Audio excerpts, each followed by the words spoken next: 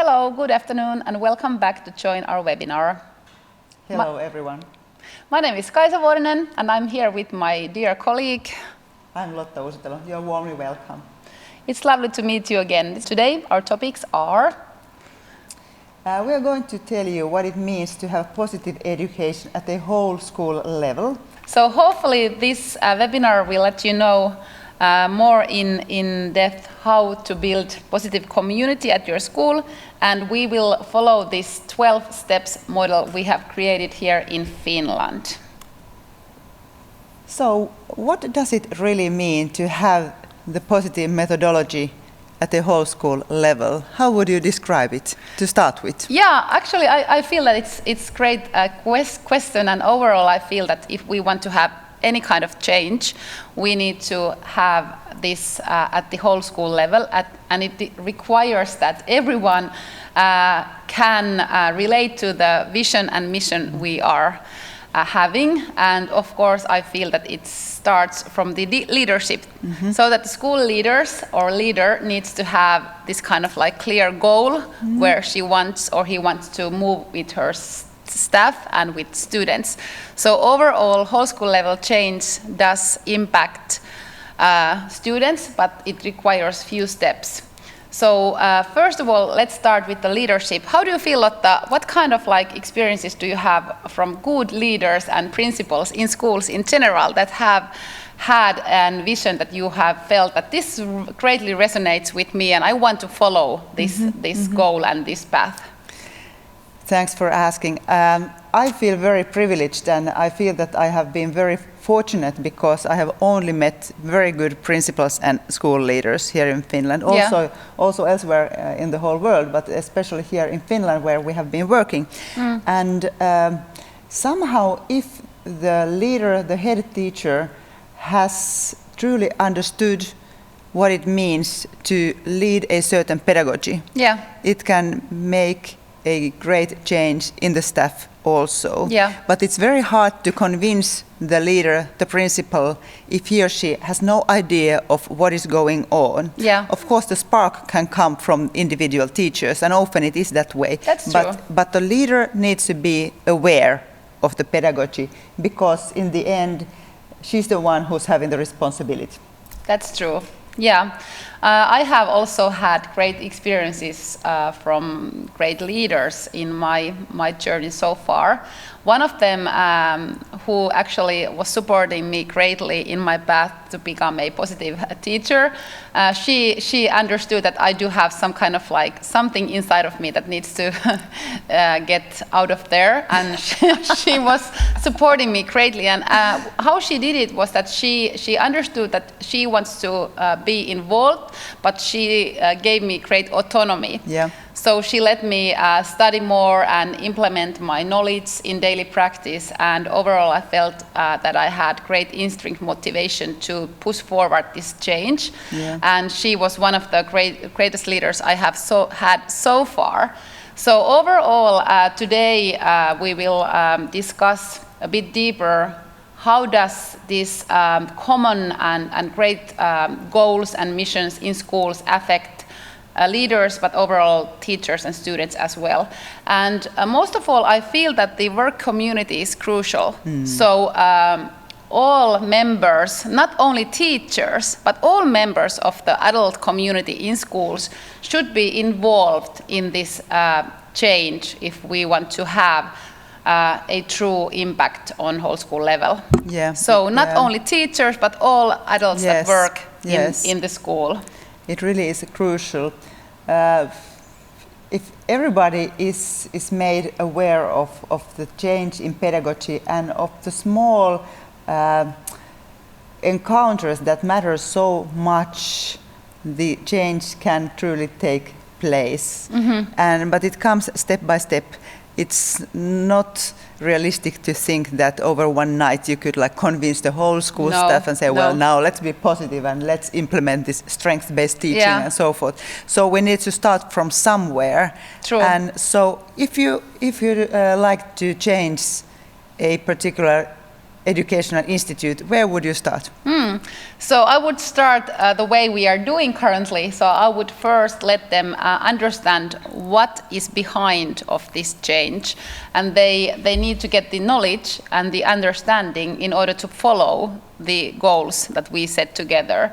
So overall, I feel that this way to educate more and more staff members to understand what this actually means is the starting point. And also, like Lotta described, it's crucial that we understand that the whole school is a system where everyone needs to be involved. And overall, if every member does do small things together, the change will ultimately happen. So we need to understand that every encounter matters, every human being in the whole system matters. So overall, this is really important. Yeah, exactly.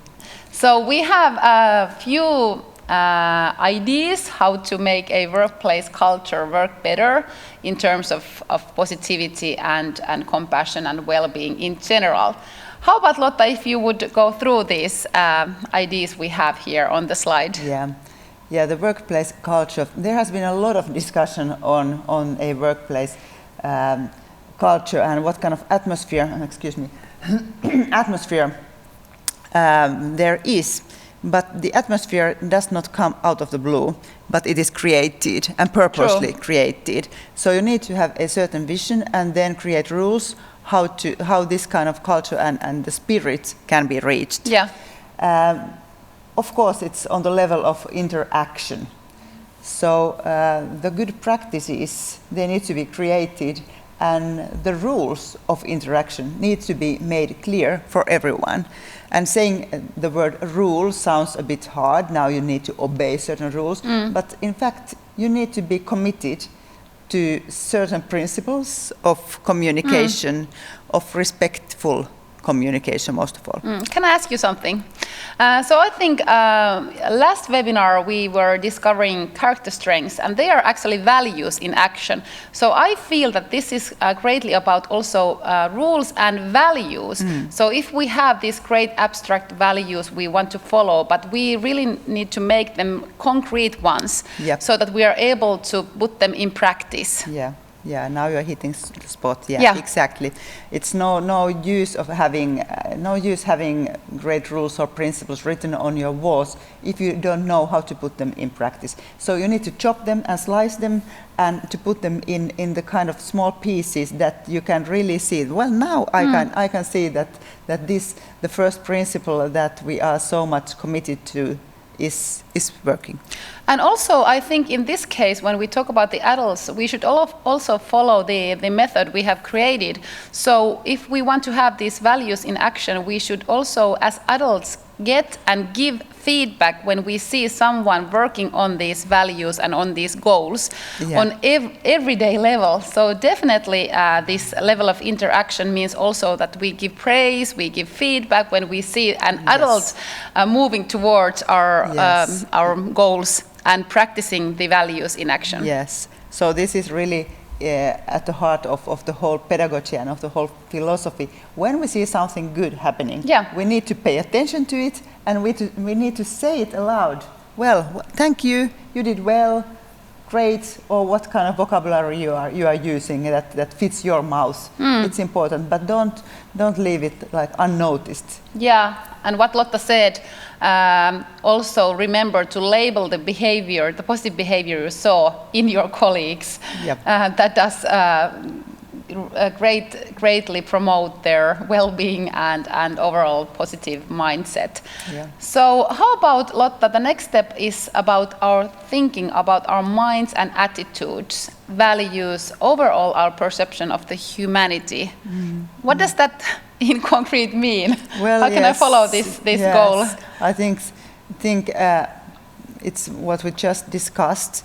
You need to have values. We all have values, whether we are like constantly thinking of them, but we all do have values. But if you want to pursue certain route of values, you need to be aware of them, and you need to remind yourself and others of the values that we all are like bound to. And as we all know, thoughts come and go, and we don't have to, and we shouldn't follow all of our thoughts, but the values are what we should be following. So really discussing what the values mean in the society and in the school or kindergarten community is really crucial, and it certainly pays off to quite in detail discuss what if our value is, let's say, honesty. What does it mean? Does it mean that we always say loud things about things that we dislike? No, certainly not. But what does it really mean to be frank and open? Yeah, that's good way to do it. And third one would be the understanding the emotional culture that is happening in our school. So overall, we know that this emotional well-being does affect greatly the way we work and the way we can accomplish our goals. So how about finding this balance in the emotional culture in workplaces when you want to implement positive method and truly be a positive education school? What does that actually mean? Well, we are entities. When we come to our workplace, we come as a whole human being. So we have a lot of emotions, a lot of feelings. There is a lot of going on in our minds. Yeah. And I think just if we realize and notice that the person who comes to work in the same place with me, he or she has their own way of like taking care of their home businesses, of everything. And so there might be burdens, there might be very delightful issues.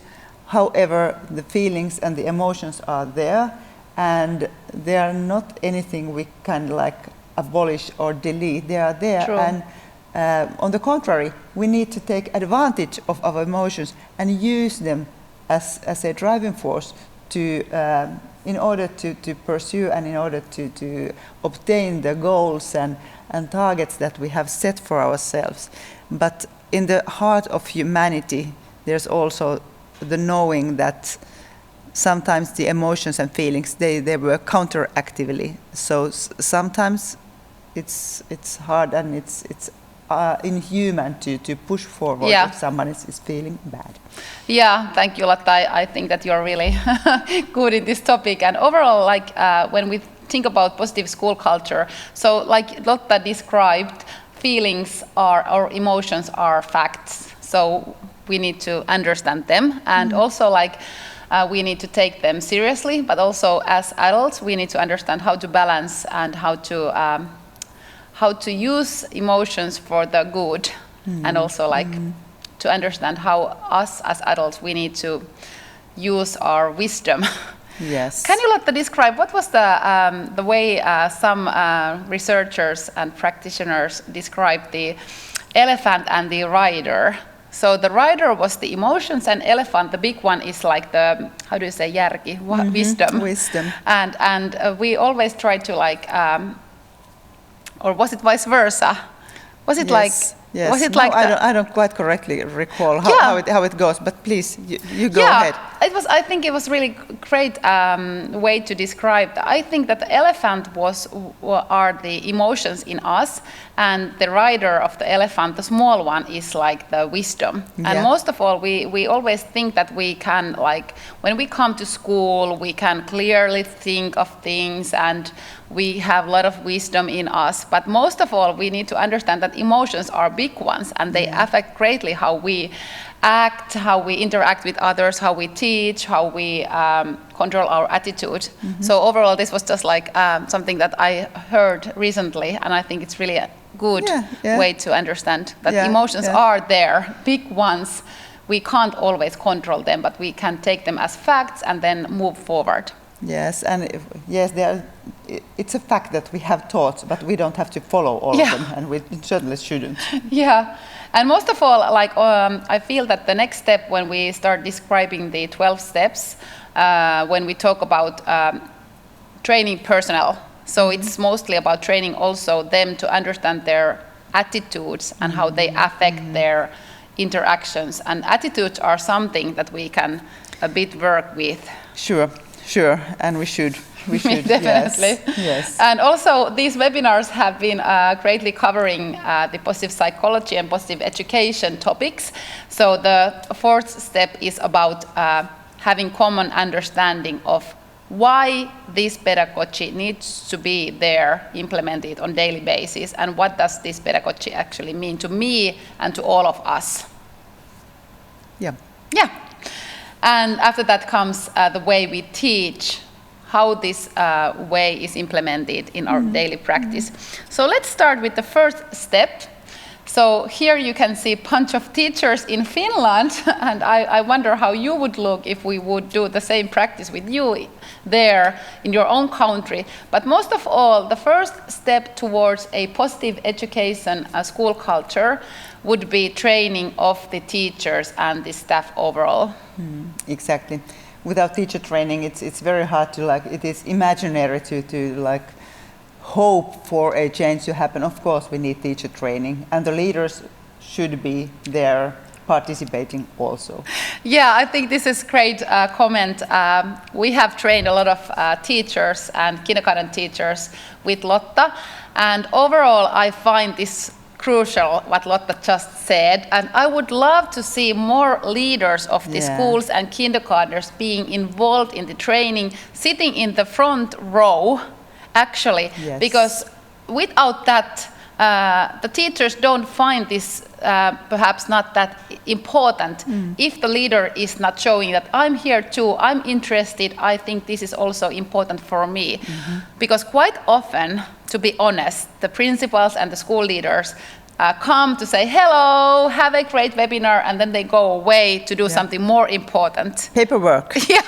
Yeah. So hopefully you there who are listening to this webinar, you find that also your leaders and school principals and overall the people in charge of your schools and kindergartners are with you learning from this particular method.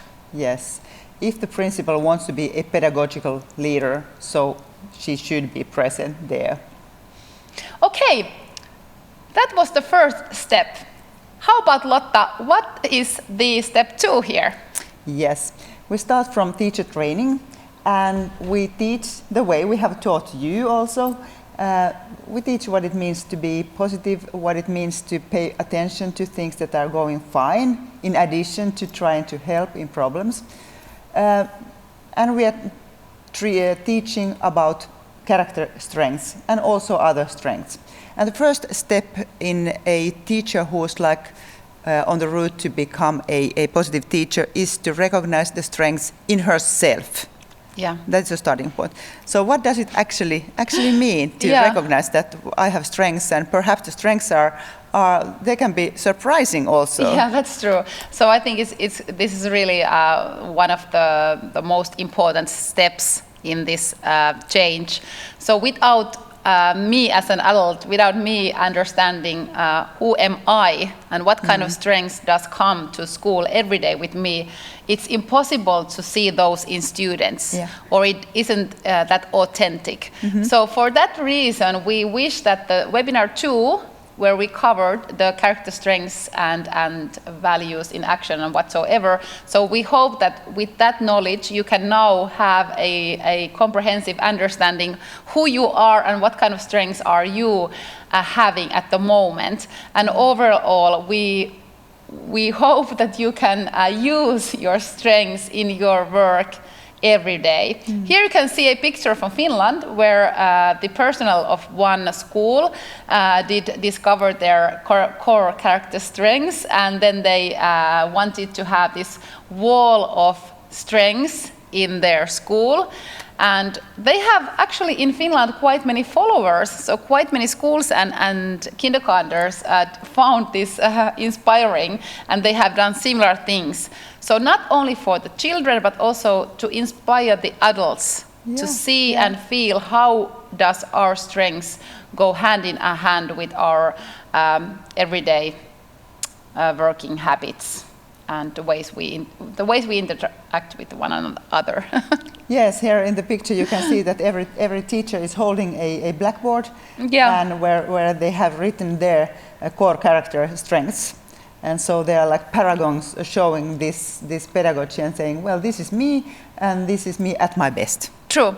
So this would be actually a practice for you who are listening this webinar. So how about if you could also do something similar? Yep. And please, if you do so, send us the picture or pictures in email. We would love to see how you have been discovering your strengths and how you did visualize those. Okay. How about step 3? This is so inspiring step for me. This picture is actually from my classroom. So we did a bit talk about this step already, but can you please continue? Yeah.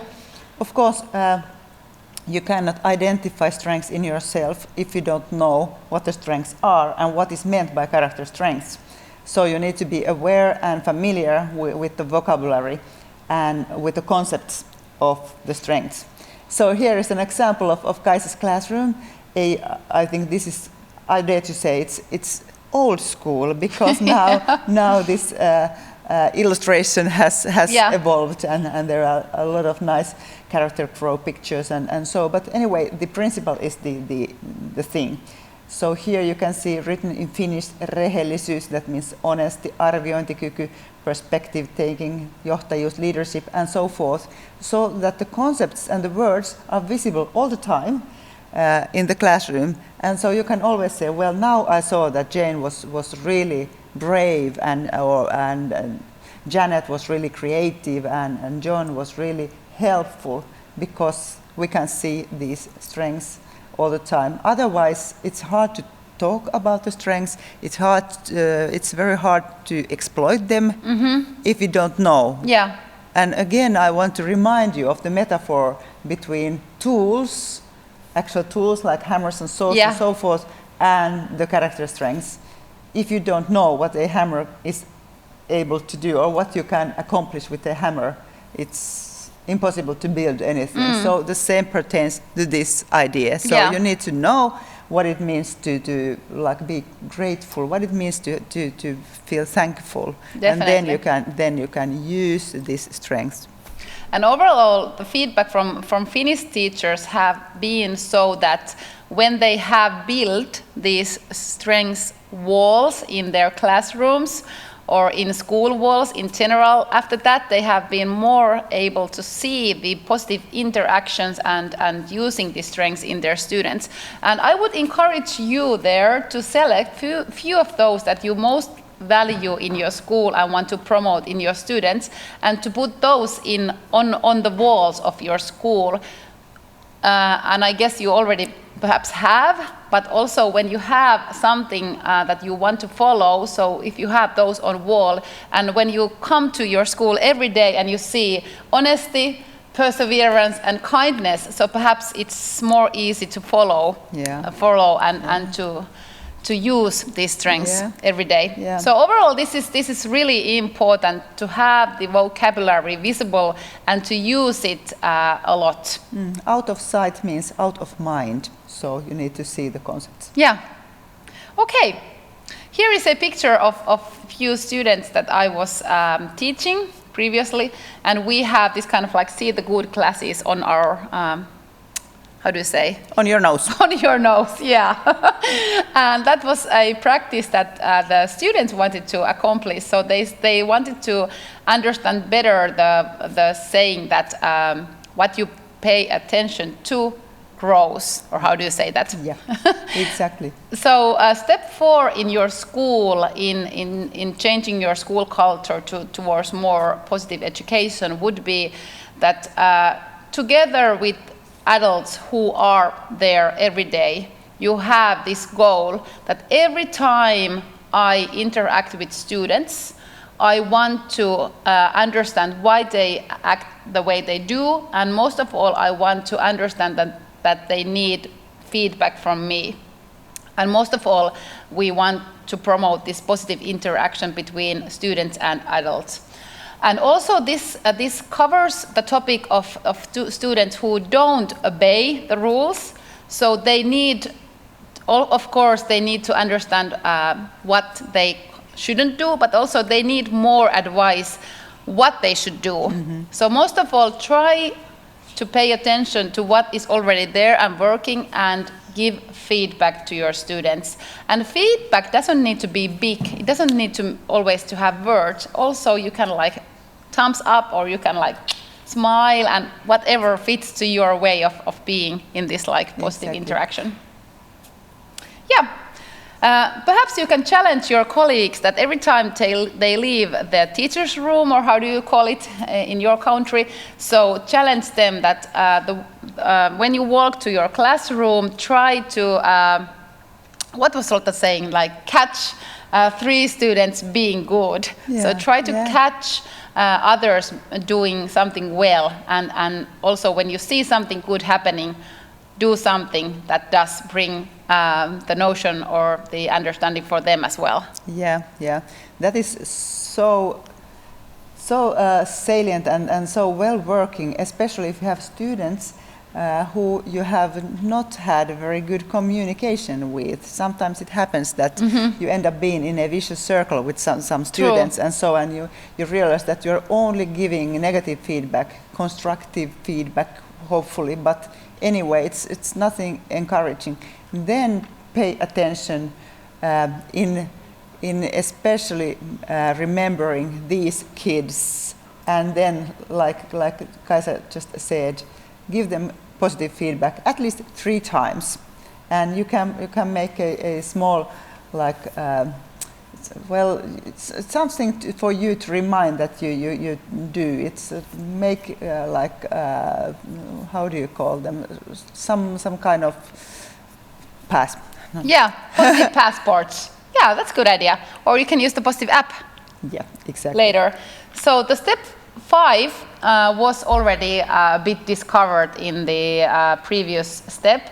But overall, this picture is from my previous school in Finland, in Espoo, where we wanted to see more self-control, perseverance, and kindness in our students, but also in adults. So we had this kind of like posters all over the school where the students were able to understand the goals, and also what does self-control actually mean. And then we had these questions. This is in Finnish, but it says, what went well? In what did you succeed today? What strengths did you use? So this is something that we already a bit discovered, but still. And how did you succeed in self-regulation? So, and in what matters did it help you? Yeah. Okay, the second step is then step 6. So this is one of the, I guess, main, how do you say, objective. Yeah, to follow in this change for positive education school culture, or how do you call it? So, being an adult who does care, and with caring we mean that I care for you, I see you, you are visible, and I'll always try to reinforce your positive behavior with my feedback. Yes. So the reinforcement is greatly appreciated. It is needed. We all need it, and especially those students who are failing, who are struggling, they need it more often than others. But everyone needs it, and it benefits everyone, and it gets the best out of us. Yeah, and for example, if a child, if a student is struggling with his or her behavior, you can like fine-tune your words when you talk with that student. For example, if you say that when you are calm, we will do X, Y, Z. Don't use if you are calm. So, and also like talk more about what you want to see in your students and thank them. I always use this kind of like,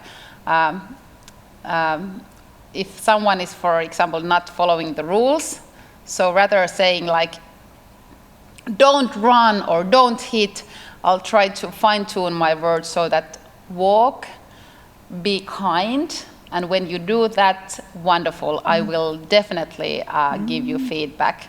And I'm expecting that I will see kindness in you. I know that you can do it. Yes, it's unconditional. So Yeah, there are no ifs. Yeah. That's great. Yes. Unconditional Yes. positive feedback. And yeah. So step 7 has a bit more text in it or on the slide. So what does actually step 7? Yeah. So we have created and developed a lot of printed materials as well as digital materials because, of course, we need something tangible and materials that are practical when teaching. And the character strength cards have been very popular and also very effective. So using the cards, you can teach every single strength and concentrate on the strength. Let's say you can like lift up one strength per week, but also you can use them the way you like. You can say, well, now we need some kind of strength. What could it be? And then you can pick up that particular strength and use it in your teaching. Yeah, and overall, if you're looking at this webinar, we perhaps have the knowledge that you are also using the positive tools. So in those, like you perhaps already know, you can teach all of these strengths in digital, but also we have this course for students where we explain for them what does actually character strengths and the social emotional skills mean and how you can learn from those. So please use the positive tools in digital too, but overall we find these cards very useful. They're really concrete and easy to use in everyday practice. Okay, next step is step 8, and that does actually mean similar things that we did discuss a bit earlier regarding adults. Yes. Yeah. But you should spot the strengths in your students as well. Identify and name them, and let your students identify strengths in themselves, but also in their peers. But that can be really rewarding, getting positive feedback and realizing that my classmates see me in a different light. And so they see very positive aspects in me that I didn't think about myself at all. Yeah, that's good. The next picture is from Finland, and here you have a picture of a girl. I guess she was on the 4th grade. So she's 11? Yeah. And first of all the 4th graders in this particular school, they made these kind of like wings of dreams. And they had been studying character strengths in their classrooms, and afterwards they had this kind of like exercise where they needed to pick their top 5 strengths and also write down a certain story about themselves currently, how they see themselves and their character strengths, and also they were willing to take a picture in front of these wings of dreams.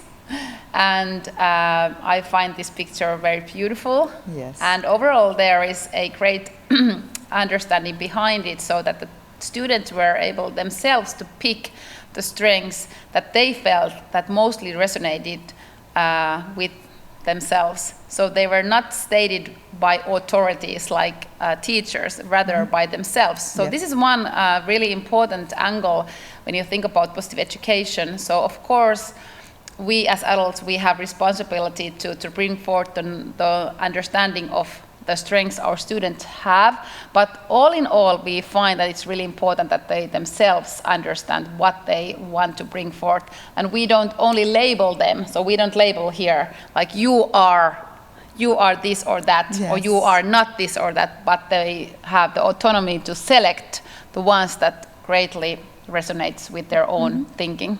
Yeah, exactly. And here is a one way to visualize the strengths in yourself. So this is the hand where you have 5 core strengths in fingers, but also these 5th graders have selected the ones that they need to improve on. So they are here on their wrists, 2 strengths to develop this semester. Yeah. And it's, well, we want to underline the fact that strengths are never weaknesses. We can be very high on a certain strength and not that high on another strength. But anyway, it is not a weakness. Good. Okay, step 9. The strengths of classmates and learning to encourage others. Social connection is very crucial for well-being of all of us, and it is something that we can learn. It is not just something that happens out of the blue and the good relationships just start forming. Sometimes, fortunately, it might happen that way, but in most cases we need to have certain skills, and they need to be taught explicitly and not expecting them to just appear somewhere. So if we teach our students how to see the good in others, even though the other persons or the other classmates look very different from what I am myself, or they might be thinking quite differently. If you realize that there are strengths in them that are very diverse and differ from those of mine, but anyhow there are strengths, you can learn to appreciate and respect and like them, and it is easier for the students to make friends. Yeah, that's so true. We have a lot of experiences from that, and it helps greatly you as a teacher to work with your students when they feel safe and good with one another. Yes, and I think in anti-bullying programs, this kind of approach is the starting point. You realize and you accept and you appreciate the differences between us, and it's not just accepting, but you appreciate them. Yeah, that's good. Thank you, Lotta. So step 10 is also something that we want to highlight greatly. So without parents, no change will happen. Yeah. So this is a picture from my previous class where I had parents involved in this positive method.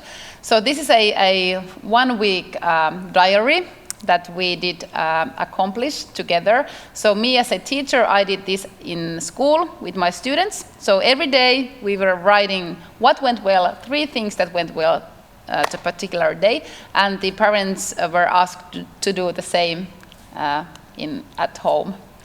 So definitely, I don't know what is the best way for you to involve parents, but parents need also to understand what we are doing at schools and with the students, but also how they can promote similar topics at home.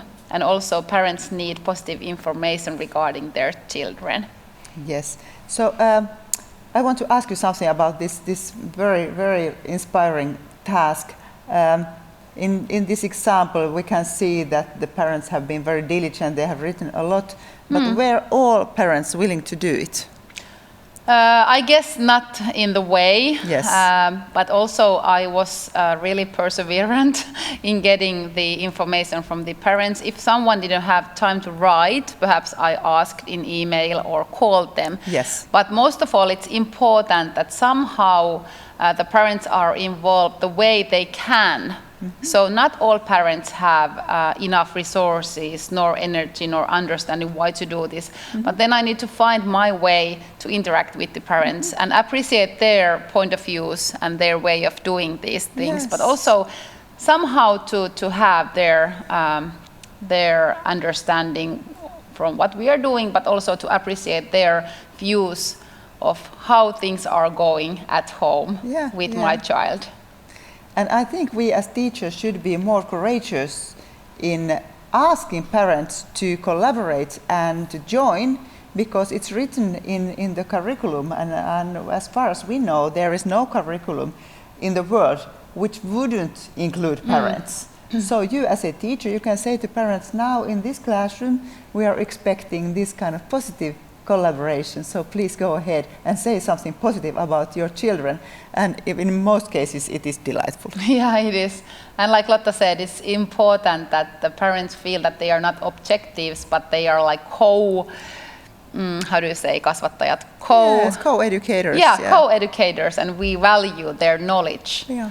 we are not the only ones who have the knowledge, but also parents have great knowledge on upbringing their children and about education too. So let's involve parents. Okay, I have experienced greatly the impact of positive education and positive method, and most of all, the greatest memories I have come from the whole school level happenings we created together with the students. And overall, I find that the more we are involving students and letting them to decide and have the autonomy, the more they feel that they are appreciated and their views are heard, and they feel that they have this kind of like, how do you say, agency. Yes, exactly. Yeah.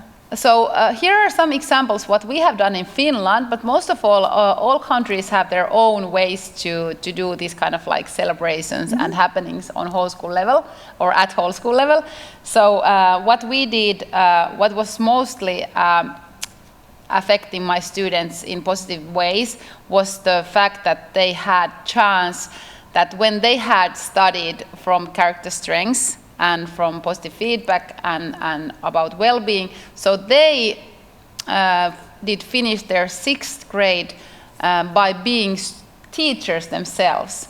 So they were teaching everything they had learned to younger students. Yes, I attended Kaisa's school during one of these kind of positive festival days, and this was really like magic. It was so fascinating to be in the classroom and follow these 6th graders teaching the 1st graders.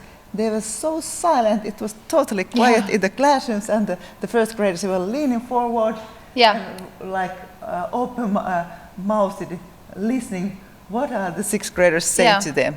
Yeah, so I think this is something that you should or you could do in your own country as well. Let the students be teachers, and also we know from science too that when we let students understand that you study something in order that you can teach it for someone else, you learn best. Yes, yes, exactly.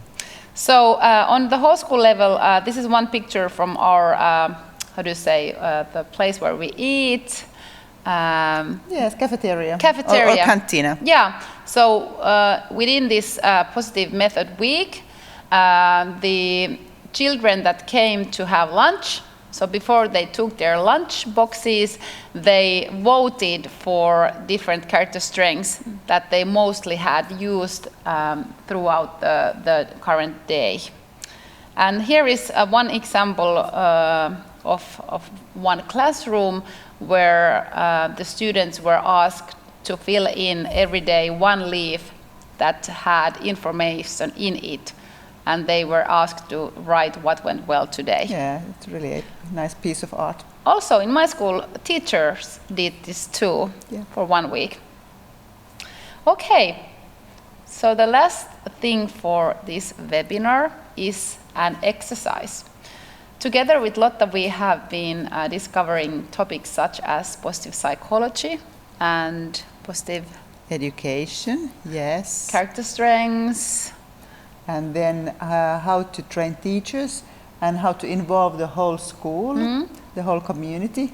Yeah. And then, last but not least... Yeah, we want you now, together with your colleagues or alone, to have an exercise regarding the future of your school.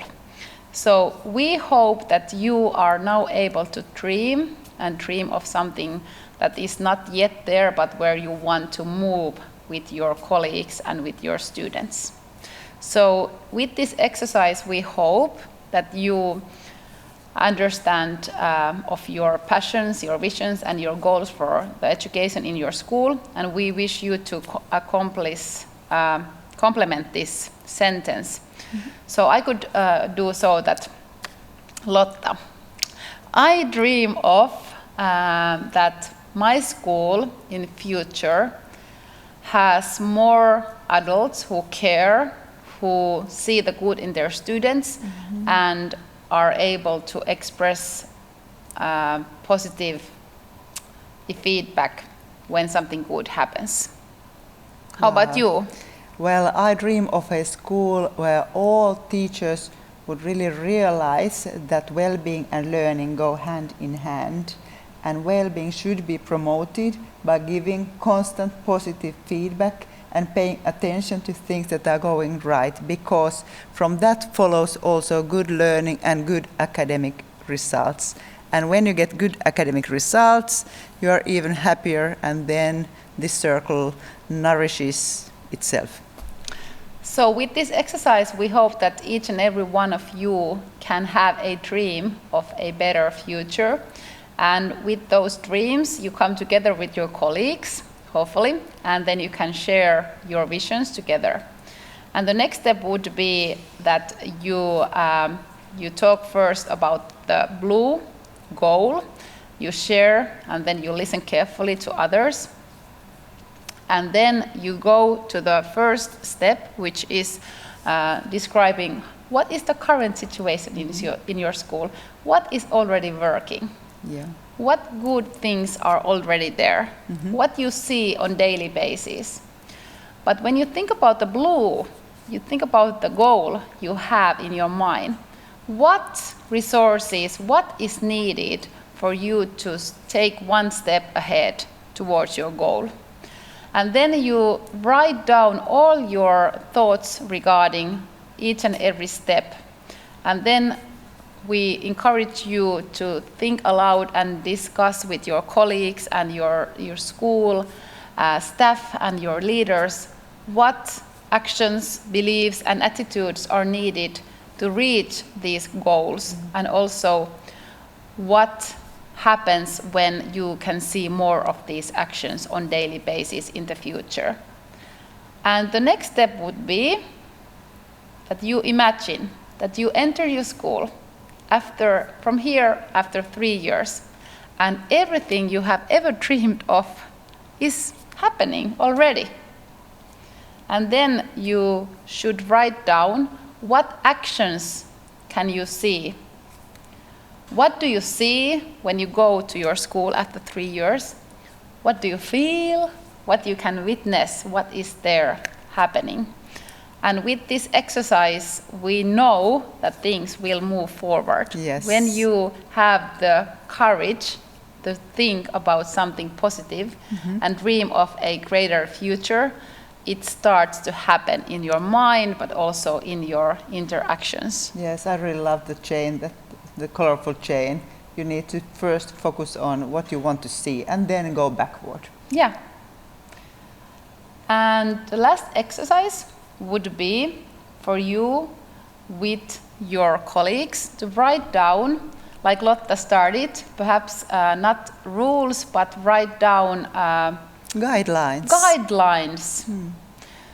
5 or 10 guidelines. What should we as adults do on a weekly basis, on daily basis, by ourselves and together, if we want to succeed in this whole school level approach? This could be really a good practice also to do with your students. Thank you for this third webinar. It was truly delighted to be here with Lotta once again. And we hope that you enjoyed too, and you learned something that inspires you to work harder in order to accomplish your own goals. Yes, thank you for being here with us, and we hope to see you soon again. And all the best for all your endeavors in your schools and kindergartens and in your families. Thank you so much. Thank you. Bye. Bye-bye.